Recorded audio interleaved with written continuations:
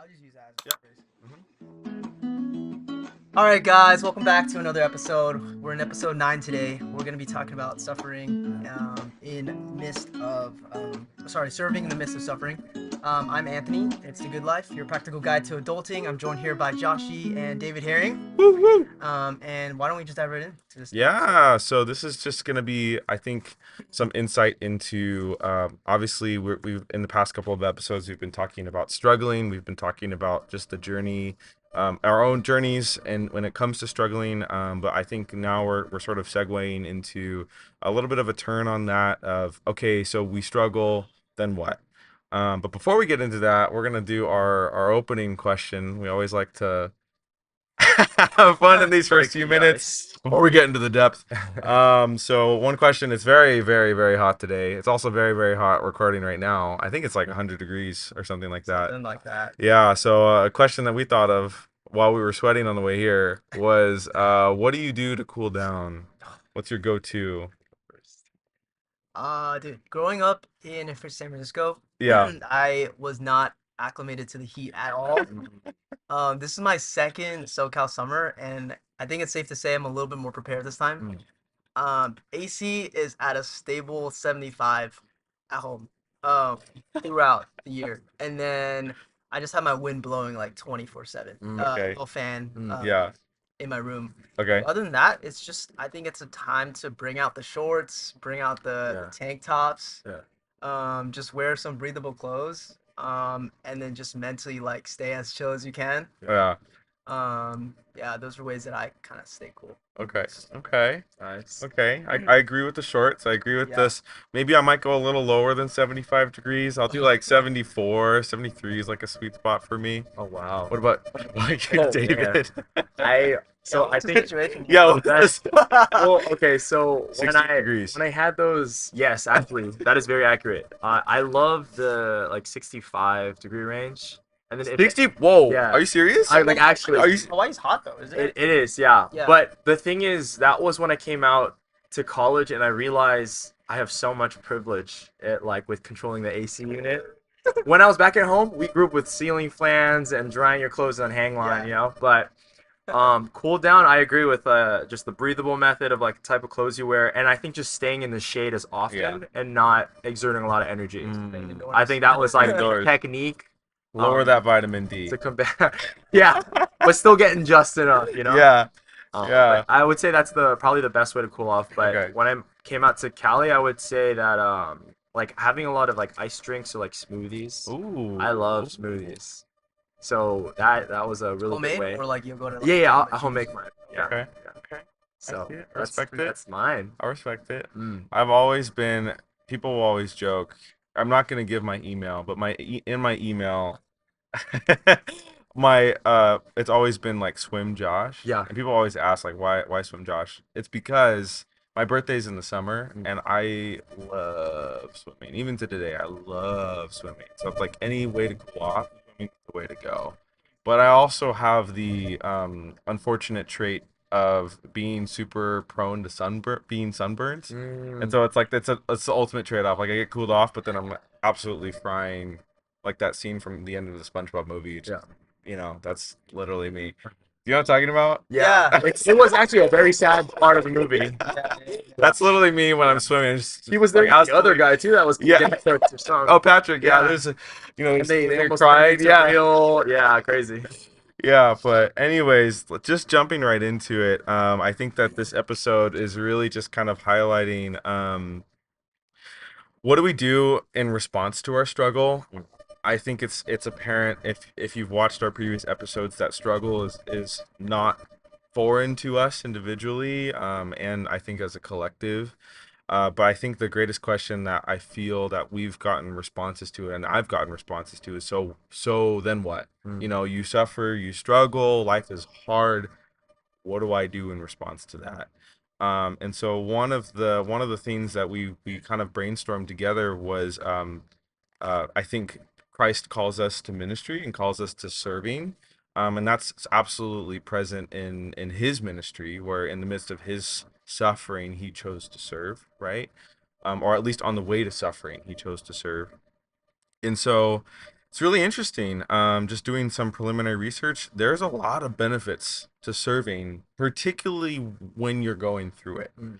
And so kind of one sort of opening question I want to just start off with is just any stories that you guys have about maybe seasons of life where there was a hard, you were maybe in a hard season, you were in maybe a moment of time where you were really struggling at your core potentially, or just maybe even more superficially. And was service an element of you moving into the next season or into a better season?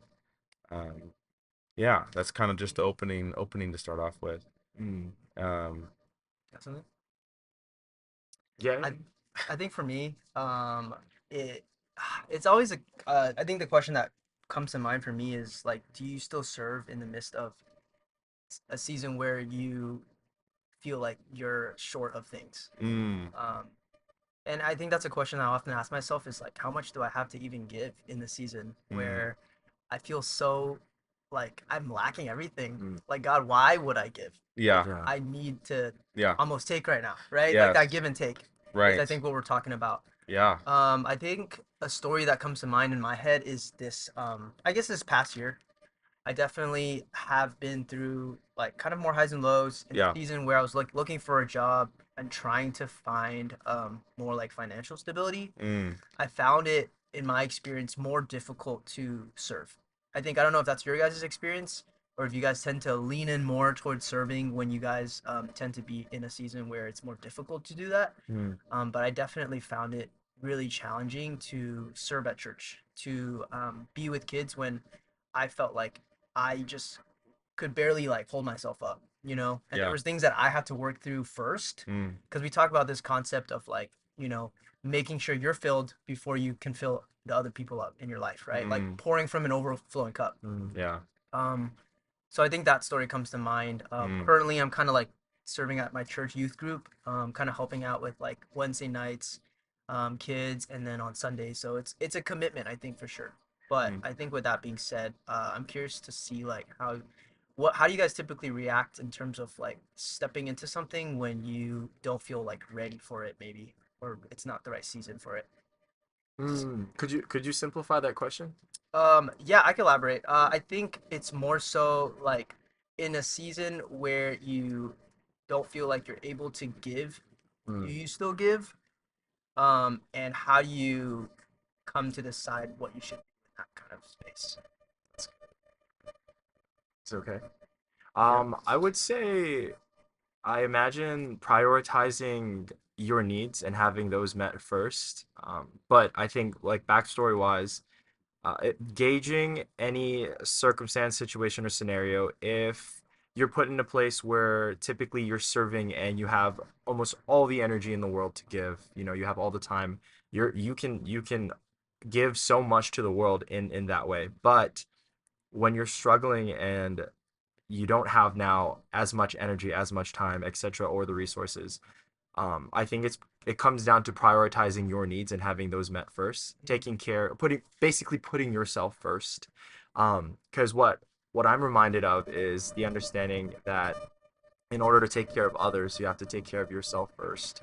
And I think when it comes to a rock and a hard place for a lot of people, it like that has to be a very foundational thing that is met, like that you're taking care of yourself, right? Yeah, Because if we want to serve and give life to others, we also have to be alive first, right? Like you yeah, can't Yeah. do that if you don't exist. Well, I guess to be devil's advocate, I think you could Yeah. definitely still do things when you're burnt out, Yeah, absolutely. right? Like Yeah. that's not a no-go. And Yeah. people do, I think. Yeah. So what I guess the question is like what's wrong with that? And Mm, you know, I might do you want to prompt even further, right? So I think this goes into kind of the question of how do you distinguish healthy service yeah. from people pleasing or compulsive service, Mm, right? And it goes back to a couple episodes we're talking about the yeses, right? Where it's like it's how do we choose like the right yeses and choose the right nos.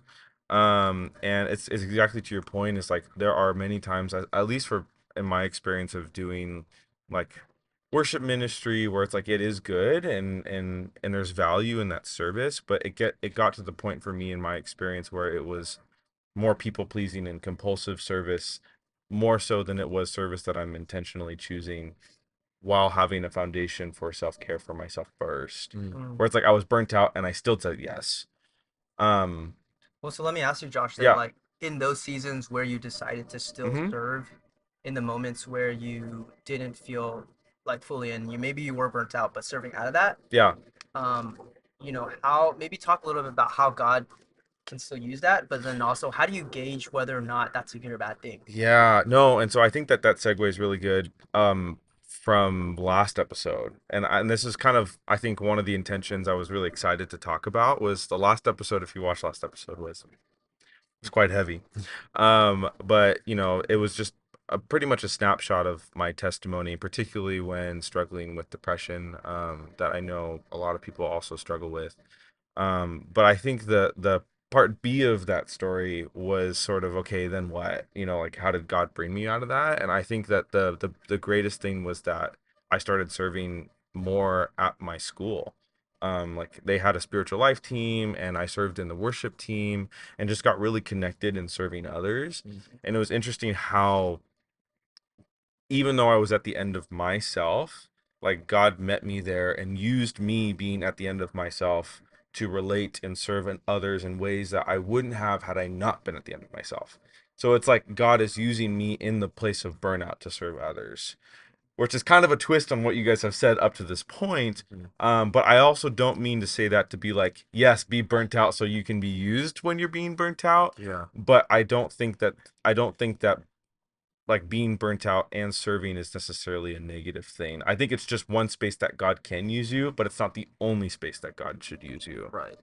You know what I Oh, mean? that's really interesting. I think what that brings to mind for me is this idea that when I look back at my life, Yeah. I see that the most pivotal, transformative stories are the ones that are out of a situation where I maybe am burnt out or Yeah. I'm at my lowest of lows. Yeah. Yeah. And that's like the start of every hero's journey is like you just literally start from zero. Yeah. Maybe you're Yeah. like starting from the bottom and there's no way, there's the only way up is up, right? Yeah. That's what they Right. say. Yeah. And like I think those are just so crazy. I think that's why like for you, David, Yeah. like the situation that you're in right now, I think I, as odd to say, am like so excited to see and hear and witness the end of that story. Right. Yeah. Um, all just because like I was there like from the start to see you in this situation and to see that like that transformation over time is just gonna be so crazy. I know it's gonna happen. Yeah. I think it's a matter of when, not if. Right. But I think like building off of that, like Mm. sometimes in those lows of lows, like kind of your story, piggybacking off episode 8, Mm-hmm. in those moments, that's when you found the motivation to worship, to serve, Yes. to put you to the next, Right. the next bouncing point. Right. Well, so interesting segue. If you're open, at least just sharing. I think being someone who, as far as we understand it, someone who's in a season of struggle, Yeah. right? What is it? How does the idea of serving, especially like you maybe just did, Yeah. like how does that appeal to you as a means of helping you get through this season? That's a struggle. You know what I mean? Absolutely. The easiest way I can break this down is I think of the five aspects of your health. You have your mental, emotional, physical, spiritual, and your social. Mhm. And I loved it that episode that you said that, Josh, Mhm. because I was like, great minds are thinking alike. And that is, it's more than great. It's a wonder Yeah. that we can recognize what we have, and we have capacity in all of those things. Yeah. And so I think to respond to the question, Mm. it was fulfilling for me to meet needs in certain of those aspects of those areas, but know that I'm depleted heavily Yeah. on some of those. Mm. So I think I can continue to keep, running a mile and preparing for a marathon, and that works on the physical, even though my social battery has been absolutely challenged and drained. I don't get to see community or friends the same anymore, not as consistently as I used to. Yeah.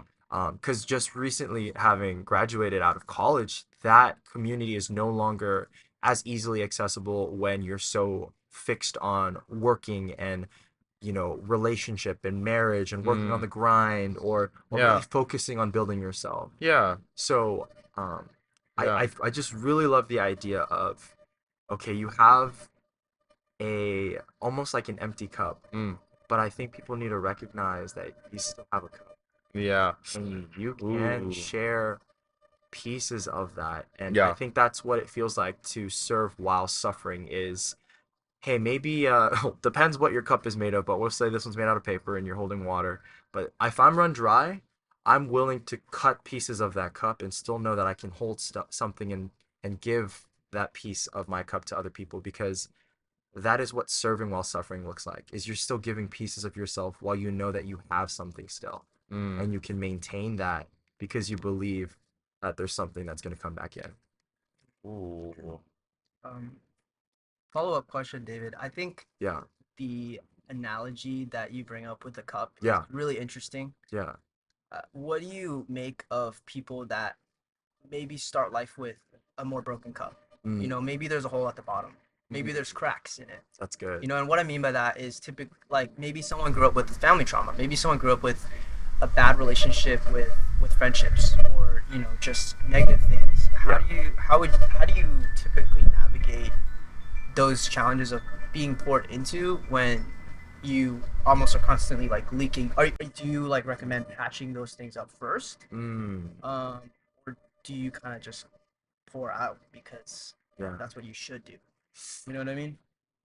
I think of the best approach being one of the most key things as to how we can fully receive anything in this life, and that is to surrender.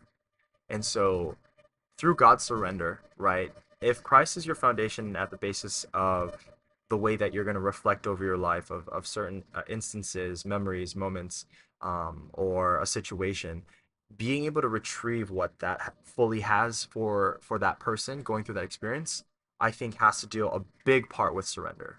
So if someone is willing to fully accept what is happening to their life, they have to surrender to it. It's like a river that keeps flowing and flowing, and if you try to fight against it, because it's almost an infinite source of water, depending where you're at, especially, you're never gonna win that, especially because we're human beings. Mm. So, and I think that's a perfect analogy. If we're all swimmers here and we're performing at the top level and we're going against the tide, it's like we're gonna, in some amount of time. The question was when are we gonna give out? But my thing is, I think the point is when we surrender, we get washed down all the way to the bottom of the river, and we realize there was still something to even give, even though we lost. We lost against that battle, because maybe it wasn't about fighting, but actually letting go. Maybe it was about allowing everything in your situation right now to not determine how your emotions should be, but rather you are in control of your emotions and you guide and determine the things that will happen to you. And of course, that can be altered and moderated in many other instances and ways, but Mm-hmm. I think just being able to take ownership and control of your life looks like a small step in that direction. Mm. Well, I think that something that maybe this is a good segue from that, right, is like this concept of how much control do you have over what you have to give, and sort of this analogy about the cracked cup. Um, I think one big theme that I really wanted to hone in on this episode, and we'll flesh it out, is this idea of giving is receiving. Mm. And just to kind of go into that cup analogy a little bit more, right? Like with me, I was a cracked cup for sure. Like I didn't go into serving being like I've got a new Crate and Barrel cup right here. It's shiny and new, and you know it's gonna work, and everything's gonna be held in it, and everything's gonna be great. No, I was like that cup that you find that's been through it at the thrift store. You know, like it's been through it. It's seen somewhere. It's maybe a couple decades old. You know, but it's still a cup, and it's still got the shape of a cup, but it's far from perfect. Yeah. It's got its fractures and stuff. But I feel like the benefit of serving not only is that we can, if I'm running with this analogy more, is we can meet people where their cracks are, Yeah. you know, or it's like, hey, you got that crack too. I know what it's like to be cracked like that.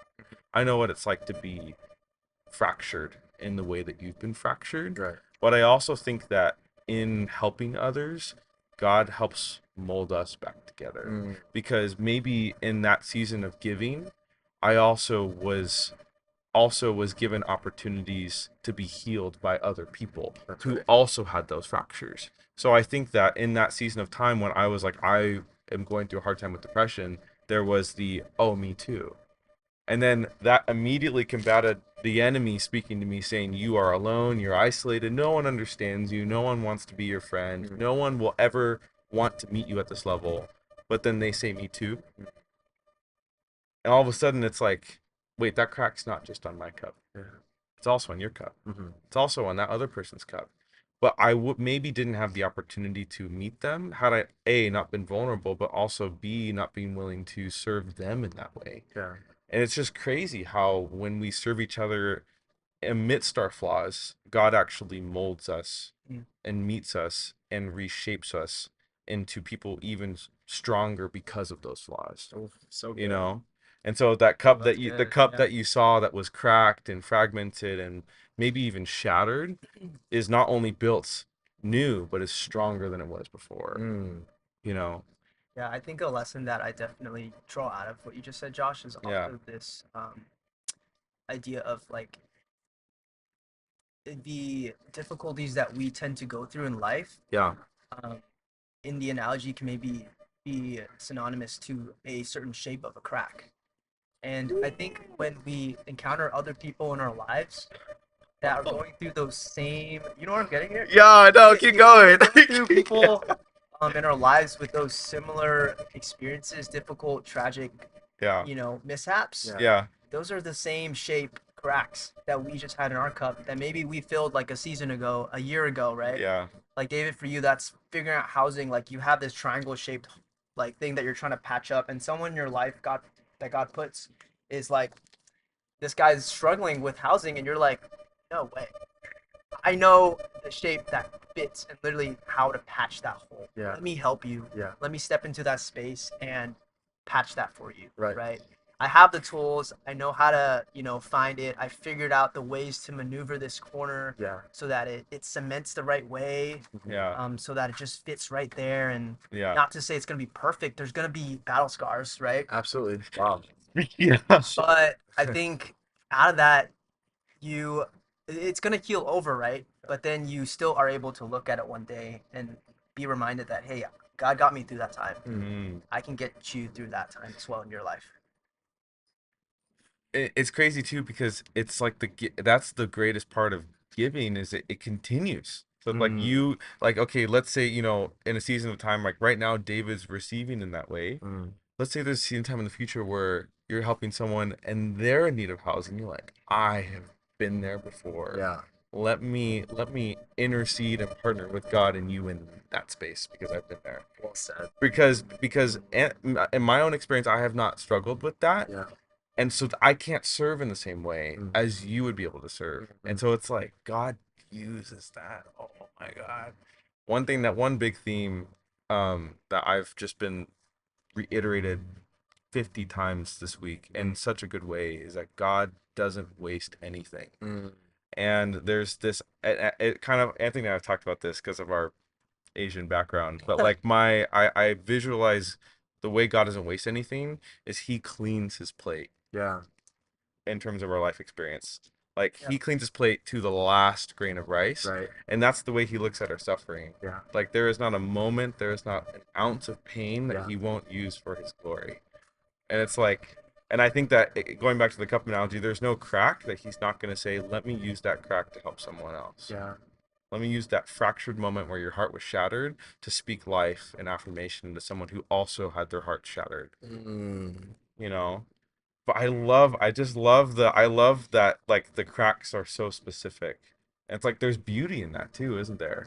Definitely is. And I think the caveat with that also is Yes. you have to learn how to patch your own cracks Yeah. so that you can help someone else patch a similar shaped crack. Mm. You have never gone through those troubles of figuring out housing. If you decided to move back home to Hawaii, which is always an option for you, right? Like, Right. don't leave that off the table. Yeah. Regardless of whether you see that or not. Yeah. That's the easy way out, and you could totally just roll over that speed bump, like just Yeah. cruise around it. Mhm. You have the choice. Yeah. You have the choice to go over it or not. Yeah. Right. Yeah. right? It's like you could do, one right or you could do three lefts, right? Yeah. That's up to you. Oh my But the God. way I think God uses you in your life, I'm sad. it's gonna be so different, right? Because it's whether or not, yeah, like you. Wow. Sorry, it takes a second to get that one. Oh, Yeah, that's good.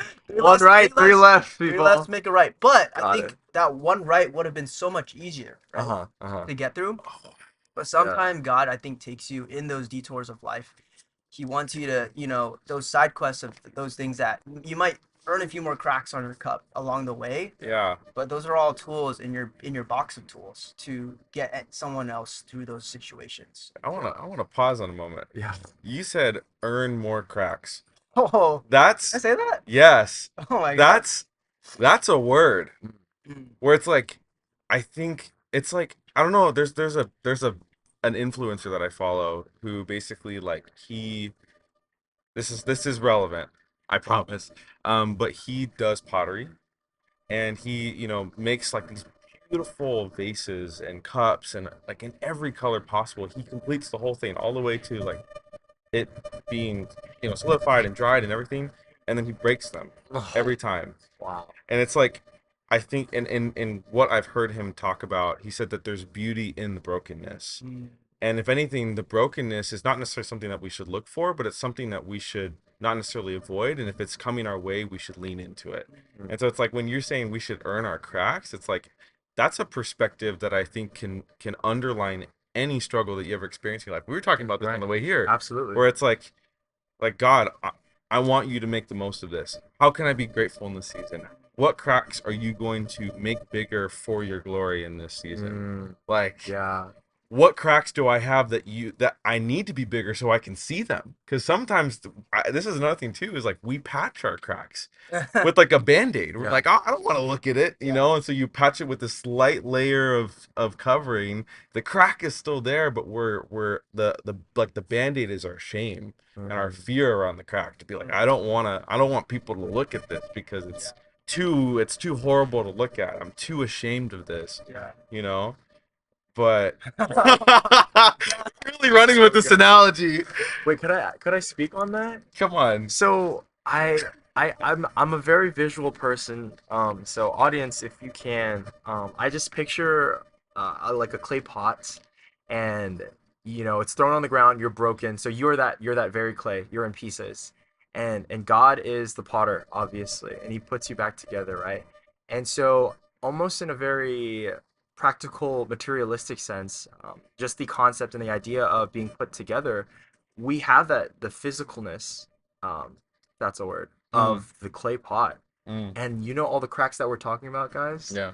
Like, what if we're not having to meet it with another material sense of more clay or more of that pot piece that's missing, but rather as we continue to serve others, it's like something more greater than who we are as human beings gets to patch up that specific hole or that crack.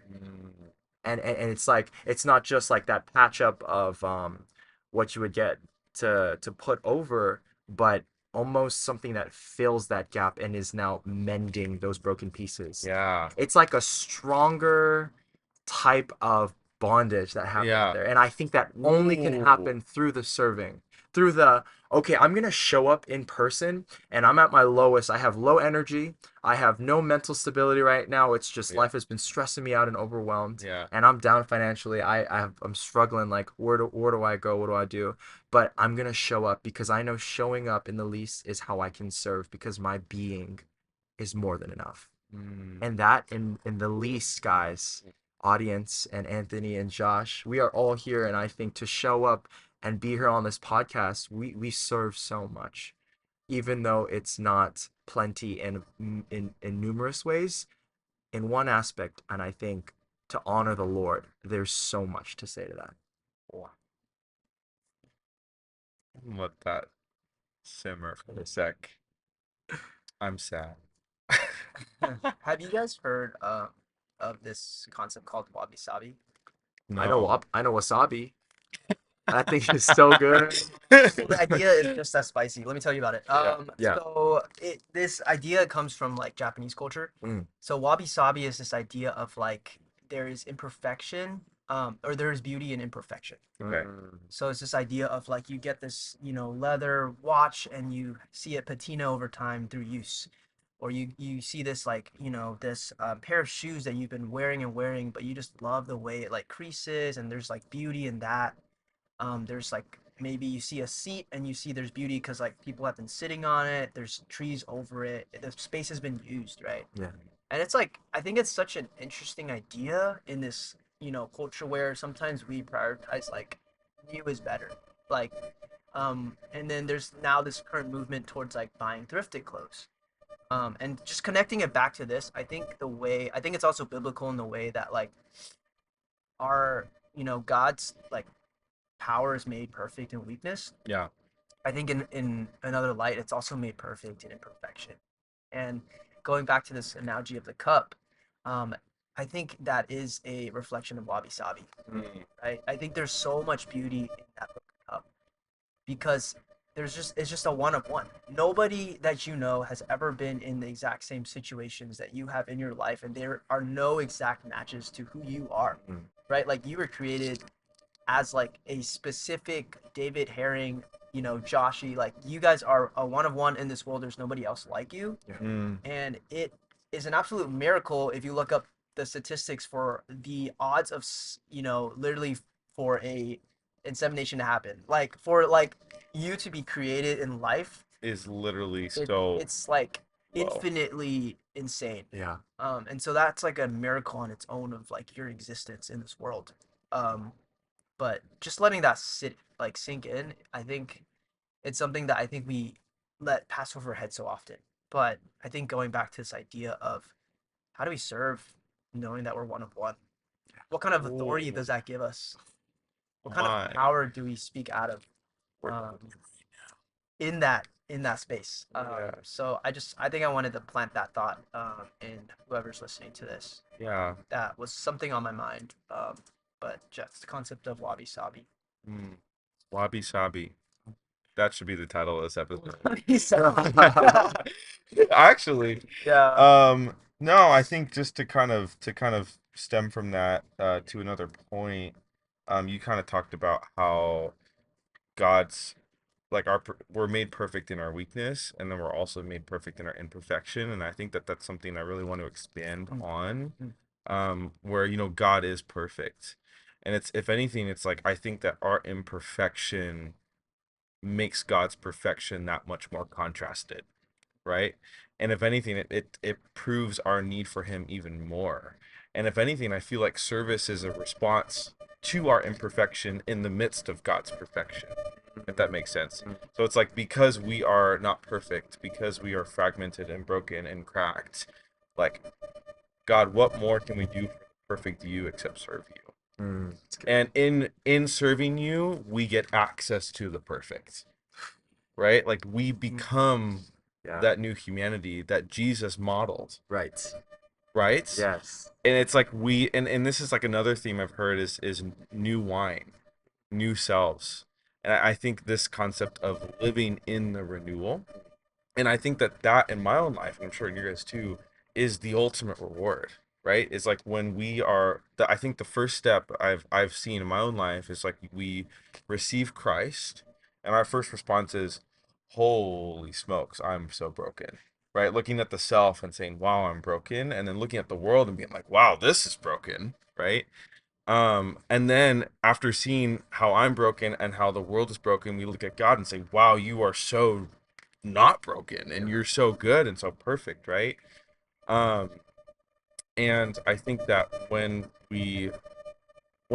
we see that, the response to Jesus being perfect is, and fully accepting him as our Lord and Savior, we get invited into that experience that you talked about, where our brokenness, our shatteredness, our fracturedness, if you would, gets not only mended but bonded even stronger into something entirely different, where the pot or cup or whatever that we were before is no longer the same pot or cup.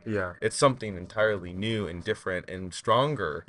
And I think that that's something that I really want to invite our listeners to is, whatever healing looks like for you, if you're in a season of suffering or struggle, leaning into the renewed life that we have in Jesus on a daily basis is essential. Because I don't think that this sort of idea of being renewed or seeking the benefits that comes from serving happens just one time in our life. Yeah. Right? Like there's seasons of time when we're serving and we're choosing to be with others, we're choosing to recognize our cracks, and we're choosing this is a daily choice that we have to make. Say, God, where are my cracks today? And what do you want me to do with those today? It's not just, I'm just going to see my cracks today. Oh, I fixed them. They're all gone. I still deal with depression. Yeah. Those cracks are still there. Yeah. Those scars are still there. But I think that the intentional choice of today, God, what do you want to do with that depression? What can I use this for your glory today? Yeah. And I'm going to ask him that tomorrow. Yeah. I'm going to ask him that the day after. I'm going to ask him the day after. And I think that's the posture of living in renewal. That ultimately God meets us in the suffering, but that's the goal, is we can live in the renewed hope and renewed life that Christ offers us through his sacrifice. You know, Yeah, that almost reminds me of this conversation that me and you had, Josh, in Yeah. the car on the way to Micro Center, which is an amazing Remind sponsor, me. by the way. plug for Micro Center sponsor.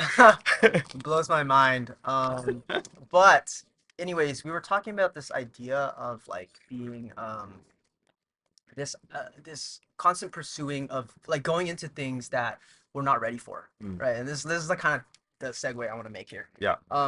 It's like, to set the scene, I think me and David were going to go on this backpacking trip, and we were about to climb the tallest summit in Southern California. And Josh puts it into my brain. He's like, "So like, this is your first trip?" And I was like, "Yeah, it is." And I'm just like, I didn't think twice, right? And I guess David, you didn't really pick it up or anything. You're just like, yeah, we're just doing this. I think you should come along, right? And then Josh is like really putting him into my brain, like, dude, like, do you even have the right gear? Like, what about your hiking shoes? Which hiking shoes was a great question. Did he say that? Because I did ask him that. Man. my I said, hiking shoes popped. because you told me. Yes. My You hiking said, shoes I was popped. like, because I asked Anthony, just to give more context, I asked Anthony, He's gonna or I be asked sorry. David the other. I was asking him before. I said, "Oh, I heard you guys are gonna go hike supposedly the largest summit in California." It's like, "Yeah, it's gonna be great." And we were at Costco. Oh, okay. Yeah. And I was looking and he said, "Yeah, it's gonna be great." And I was like, thinking in my mind, I was like, "Has Anthony ever been backpacking before?" No, the answer is The answer was no, but I just remember, I think in that moment, it wasn't that I was trying to suggest that you shouldn't do it, yeah. but I think, posing to you, how prepared are you for this? And that's part B to that question is, based on how prepared you are you still ready and up to doing it? Right. You know? And we get to this point in the conversation where we pose this existential question of, do you typically go into situations in your life prepared or unprepared? Yeah.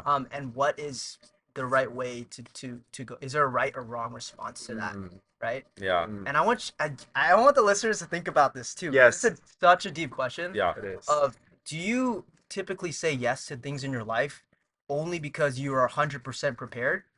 Because let me be honest, you are never going to be 100% prepared. Yes. Yeah. That's You very know, true. there's no way to do that. Yeah.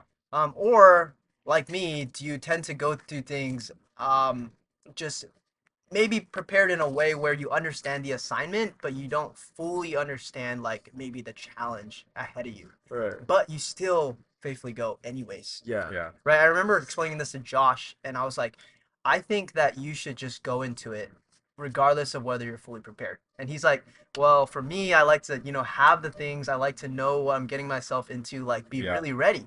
Yeah. And to bring it back, I think the question of, well, so fast forward to finish the story, we hiked the mountain and we got to the top of the summit, and it happened, right? Regardless, like a few broken boots, we figured it out along the way. Literally? Where there are three, we went up with 3 boots, we came down with literally 2.5. Oh my. Just tell you that. More like 2.3. Yeah, I'll flash a photo right here. Oh my god. Right there. Literally the sole was just shredded off. It was unbelievable.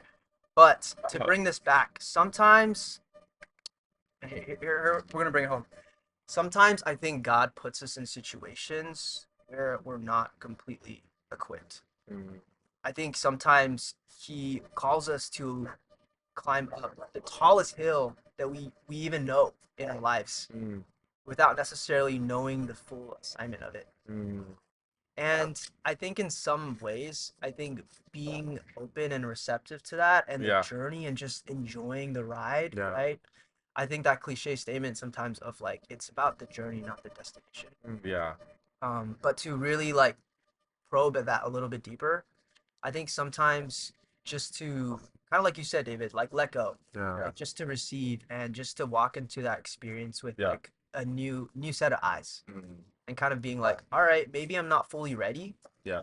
But God doesn't, call the equipped to serve, right? He tends to, he equips those that he calls. Yeah. And so that flip side of, knowing that if you're gonna go, the mindset that you're gonna finish no matter Yeah. what. It's just whether or not, it might be hard, it might be difficult, Yeah. regardless. If you're in a season where you're finding it difficult to serve, to bring Yeah. it back, Yeah. um, maybe God still wants you to do that. Yeah. And it might be an incredibly hard mountain to climb, but I can definitely, there's no guarantees, but I definitely think that with faith and trust, one step at a time, you're gonna make it to the top. And Mhm. it's gonna feel great. It's gonna Yeah. be amazing. Yeah. And yeah, I think that's definitely the story that brings to mind. Yeah. Talk about No, that. I love that. No, I love that. Just as we're wrapping up here, I think just some I think some good thoughts to get on is what scripture says about this, right? And there's just some stories that come to mind. There's so many stories, especially like in Judges and Genesis and Exodus, right? Where there are just people who feel so unfit to do God's calling, whether that's their physical, mental, spiritual inabilities, but God still calls them to that. And I think the reminder I got with you telling that story was Moses. Like, I don't know if you knew, but Moses had a speech problem, Mm. right? And when God said, "I want you to go and talk to Pharaoh and take my people out of Egypt, like through me," he's like, "I literally have a speech impediment. I'm literally the least qualified person to go and do this calling that you want to do. Why don't you use my brother Aaron, who's like a great speaker?" God's like, "No, I want you. Yeah. I want you as you are right now." Yeah. He didn't say, "Oh, you know what? Fix your speech. We'll come back in 50 years and then we'll figure this out." He didn't say that. He said, "No, I want you right now, Yeah. as you are, where you are, in your imperfection, in your cracks, in your brokenness. Yeah. I want you to climb that mountain with me right now, Yeah.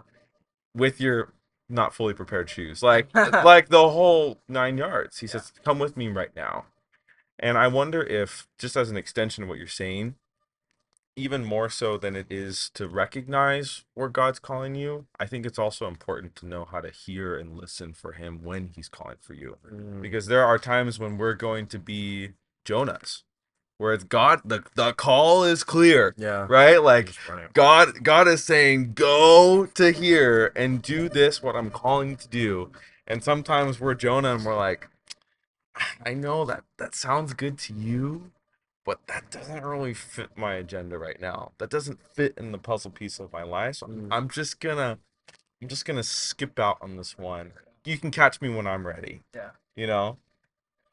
And so it's like, I wonder if it's a posture of both, yes, being willing to receive and know that if there is a calling to say go, but I think it's even a step before that to be like, how do you know when God's calling you to something? How do we discern the voice of the call? You know? Yeah. And going just kind of just more generally, right, to like it's the good life, like pursuing that. I think it really fundamentally goes to, where is God calling you to be right now? Who is God calling you to be? And what is God calling you to do in response to what he's done for you? Right. And I think that all these episodes that we've talked about, we're as a fun fact, we are mid-season here, my friends. And as I think we're transitioning to the second half of this season, we're just going to continue to talk about topics that um really invite this fundamental theme of who is God calling you to be? What is God calling you to do in response?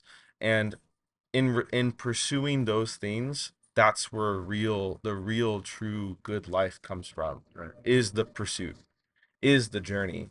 It's not the end goal. It's not pursuing the end of our life. It's the pursuit of the Lord through whatever this life looks like, whether that's tomorrow or 50 years from now or today, Right. you know? So, Oh, that's such a good example of God qualifying the called and not always calling the qualified. oh, Mm. that's so good. I think there's. Wow. I'm gonna say that again. God, Can you say I that again? think it's such a good example of God qualifying the called and not always calling the qualified. I think in so many situations we always feel like we're unprepared. Yeah. We never think we have what it takes to get up that mountain. Yeah. But God gave me like Uh-huh. people along the way. He gave me just enough food. Yeah. Just enough shoe. Just the very last Yeah. Cliff Bar. And string. The very last mid Cliff Bar that Oh. David, yeah. Yeah. You think I Hey. forgot, huh? No. Yeah. Hey, that's food though. Which is the worst flavor, by the way. I agree. Story for another time. Yeah. But man, He sees so much farther than we can ever see. Yeah. Right. Right. Come on. He's so much deeper than we can ever see. Wow. And in all of that, He still chooses us in our brokenness, in our inequippedness. Yeah. That's even a word. Yeah. In our own incapabilities. Yeah. Whatever shortcomings you think, like going back to what Josh said about using everything, nothing is for loss. Yeah. He's gonna scoop that all up and turn it into a masterpiece of a cup. Yeah. And He's gonna fill that cup and let you pour out into others. Right. It's just, I think, such a beautiful thing of like, sharing in this, wabi-sabi, right? In this imperfection. We're all carrying our own imperfect cups here. Yeah. Right? I'm tying all these ideas together. Yeah, I know. I love it. I love it. It's a web. Putting it all I love together. it. And I think in that there's so much beauty in imperfection because, God's power is made perfect in weakness. Mm-hmm. And so I think as an encouragement, no matter what mountain you're climbing in your life right now, whether it's finding housing or trying to figure out the next gig or your direction in life or the career you're headed towards or the relationship that you're currently in that you probably shouldn't be in, all of that, whatever it is, like God's got you, but also God is going to use that, as bad as that situation may be, to catapult you into the next season of your life and also allow you to fix the cracks of those other people that are around you that go and do the exact same thing. Right. And just, I think there's just so much beauty in that. Wow. I'm speechless. I will say, I'm literally, I have no words. That was phenomenal. Go God. Come on. Praise the Lord. Any concluding thoughts on your side, David? What you thinking about? Man. Give us the tea. So many. I just wanna thank you guys, you Anthony, you Josh, You for too. You, David. You, David. being able to share such wisdom and good knowledge that has allowed us to get where we are today, but also continue to maintain the strength to keep moving forward. Yeah. And I love that because I think for any person listening, for any person that is living their life, I mean, this is the message they need to hear. Yeah. Don't give up and moving forward with all of these wonderful things, the wabi-sabi, and making sure we recognize the beauty and the brokenness. Beauty from the ashes, right? I just whatever you make of it, if you can make something, I think that is just a big takeaway. And because there's always things that are going to go on in your life, like you can get through it. Yeah. That is the message, and that is a message that can stand alone. Like you are going to get through it. Yeah. So, Yes, Lord. amen. I guess last thoughts to jump on that is just your imperfections, God uses them. I'd say don't put band-aids on your imperfections. because God wants to see them, and God won't waste them. And if anything, the more exposed your cracks are, God will be there that much more abundantly to strengthen and fill them with His goodness. And so, just be confident that God will show up in your life, and He'll show up in miraculous ways if you let Him. But I'll just pray us out. This was a word. This was a word. Lord God, you're just so good, just for providing this insight into the truth of who you are, Lord. Just thank you for Anthony and David, just for being vessels for you, Lord, and just speaking life and affirmation into the cracks and fragments that we have in our own lives, and just people who are listening, they have in theirs too. Lord, for anyone who's listening, who's in a season of life that they're just struggling and trying to find out what to do next, Lord, I just pray that you give them the discernment and wisdom to see what the next steps are, whether that's serving, whether that's being in relationship with people who really care and see them for who they are, or it fundamentally, it's just developing a real and authentic and deeper relationship with you, God. I just pray that you would discern that for them. Lord, I just pray that as we continue to do these episodes, that you would just give more and more abundant wisdom and just more vision for the truth that you are, and just the things that we can be vessels for and sharing with the audience that we have, Lord. Thank you just for the people who are listening, that they can be receptive to these things, and that we can grow just as much as they can through these conversations. You're so good. Thanks for the day, and hopefully make it cooler tomorrow. Amen. Amen. Alrighty. What a good episode. That's gonna be episode 9. Tune in next week for episode 10. We're coming up to like kind of the halfway point of our season. There's a lot that we're talking about that we have in store for what's to come. But super excited to just have you guys along for the journey. I think I can speak on behalf of everyone here. We're just so thankful, I think, for everyone who has taken the time out of their day to listen and just to spend time, whether it's on your way commuting to work or back, whether it's on a Saturday evening when you know, just are wanting to be surrounded by some older brothers or something in your life that's encouraging or inspirational. Appreciate everyone that has just taken the time to out of their day to carve to listen to something. And it's just been such a fun, I think, little journey for all of us. Totally. Unbelievable that we're 9 episodes in. Wow. I just can't wait to see how far that takes us. And I think with that being said, that's gonna be episode 9, guys. Tune in next week for episode 10. It's the Good Life, your practical guide to adulting. Love you guys. See you guys in the next one.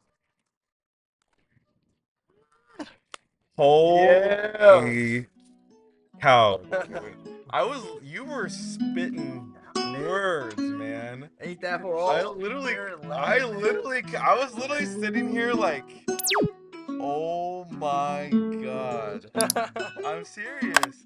I looked at Dave, and you were spitting words too.